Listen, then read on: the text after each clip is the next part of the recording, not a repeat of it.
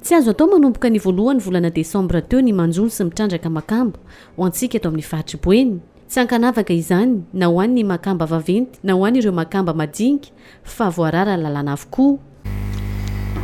Araky ny didim-pitondrana laharana fa 750 sy 794 sy roa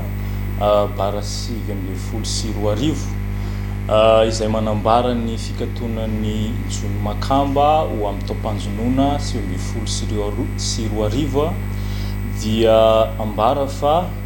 ny taom-panjonona makamba dia mikatona manomboka ny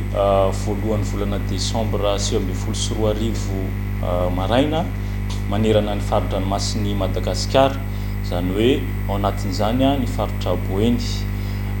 amin'ny endrin'ny mpanjonona rehetra na ny jony vaventy zany na ny jony salatsalany na koa ny jony madinika na ny pêche traditionnelle. Araka izany ny tanjon'ny ministera mpiany jono dia ny fiarovana ny makamba mandritry ny fotoana fanatodizany mba tsy alany tamingy anazy sy mba ahafahana mamerina ihany koa ny tahiry na ny stock amin'ny laony izay nitrandrahana nandritra ny taom-panjonona. Araka izany ary dia manentana antsika mpandrara tsy ankanavaka izay tompona andraikitry ny jono mba hanaja ny lalàna ifampivezana izany mba ho tombontsoan'ny be sy ny maro sy ahafahantsika manatratra ny tanjona dia ny fampandrosoana maritra sy ny fitrandrahana lovainjafy. Ho an'ireo mbola manana ambombavo na ilay antsoina hoe stock kosa indray dia ho hisy ny fisavana sy ny fanamariana izany.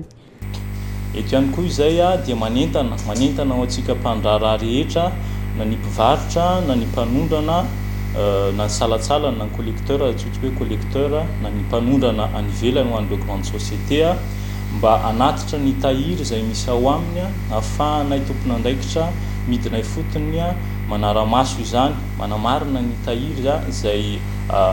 ambaray anareo ao anatin'ny taratasy ary ahafahanay manamarina izany ny fotony sy manara-maso an'izany tahiry izany. Ho hisy ny sazy enjana ampiarina ho an'ireo mini mandika ireo fepetra efa napetraka ireo ho iatrany ny tompona andraikitra.